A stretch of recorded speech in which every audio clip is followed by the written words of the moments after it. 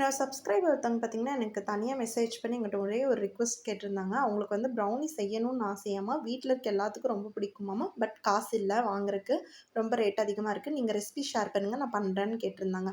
ஒரு க்ளீன் பவுல்ல 2 முட்டை, 1 டீஸ்பூன் போல வெண்ணிலா எசன்ஸ் சேர்த்து நல்லா வந்து இந்த மாரி மிக்ஸ் பண்ணிக்கோங்க.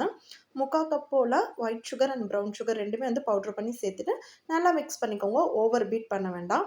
1/2 கப் போல காம்பவுண்ட் வந்து எடுத்துக்கோங்க. 1/2 கப் டார்க் காம்பவுண்ட், 1/4 கப் போல பட்டர் சேர்த்துட்டு மெல்ட் பண்ணிட்டு அது கூட சேர்த்துக்கோங்க. இன்னொன்னு 1/2 கப் போல மைதா, 3 டேபிள் ஸ்பூன் அளவு கோகோ பவுடர்.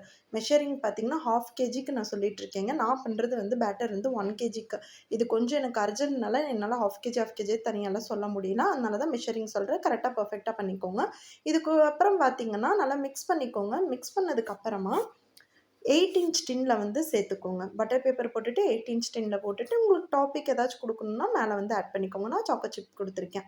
அதுக்கப்புறம் பார்த்தீங்கன்னா, ஒரு 15 மினிட்ஸ் போல 180 டிகிரி செல்சியஸ்ல ப்ரீ ஹீட் பண்ண ஓடிஜில 10 மினிட்ஸ் டூ 15 மினிட்ஸ் வேக வச்சீங்கன்னா கரெக்ட்டா இருக்கும். எனக்கு 15 மினிட்ஸ் போல ஆச்சு.